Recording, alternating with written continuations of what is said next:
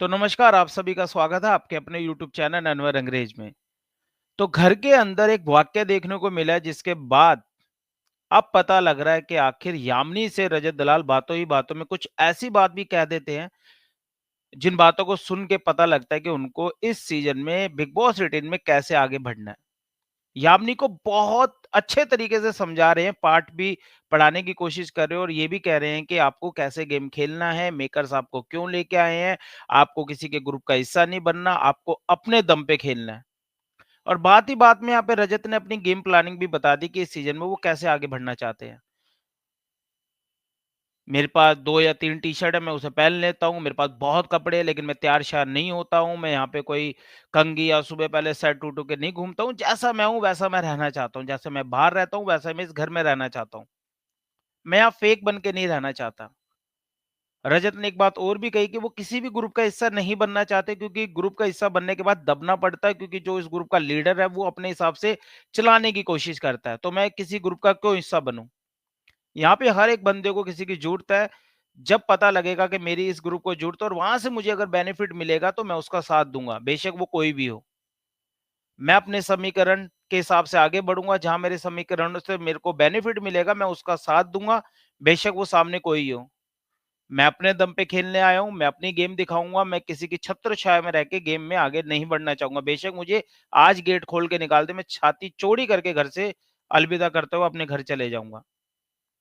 तो यहाँ पे रजत दलाल अपनी गेम के बाद ये भी समझाने की कोशिश करे यामिनी को कि आपको भी ऐसा ही बनना पड़ेगा।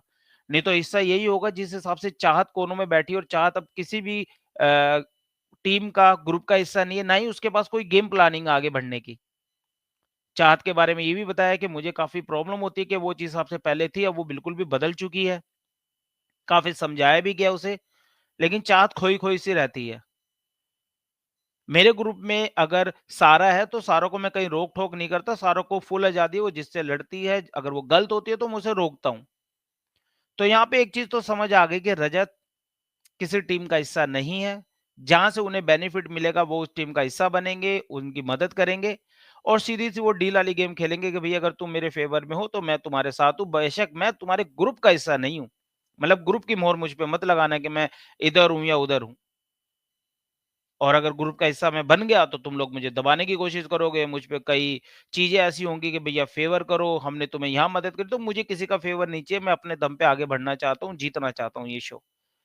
आज ये लोग मुझ पे हँस रहे होंगे लेकिन जिस दिन अगर मैं जीता, तो शायद यही लोग चुप होंगे।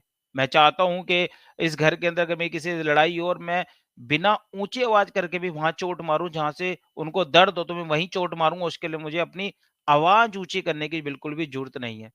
तो ये सब चीज़ें बता रहे हैं और यामिनी को समझा भी रहे हैं कि आपको खेलना कैसे है, आप खुल के खेलो, आप अपना पॉइंट रखो, मेकर्स आपको किस लिए लेके आए हैं, आपको पता होना चाहिए क्योंकि मेकर्स भी आपको उतना ही जानते हैं जितना आप उन्हें बता के आए हो। तो अगर आपको ये पूछा गया है कि आप इस शो के लिए क्या कर सकते हो, तो आपके माइंड में वो चीज़ें होंगी। वैसे ही यामिनी शो को जीतो और खेलो और उस हिसाब से इस घर के अंदर अपनी जर्नी को एन्जॉय करो। किसी से दबो मत, जैसे मैं हूँ। तो रजत यामिनी को समझाते-समझाते कुछ चीज़ें अपनी भी बता गए हैं कि भाई मेरी क्या गेम प्लानिंग है। तो आगे बहुत कुछ होने वाला है और ये समीकरण किस हिसाब से आगे बढ़ेंगे, इसको देख के तो और भी मज़ा आएगा। तो इस पे आपकी क्या राय है प्लीज़ कमेंट ज़रूर करें, लाइक करें, शेयर करें और अब थोड़ी देर में हम करते हैं अपनी लाइव स्टार्ट।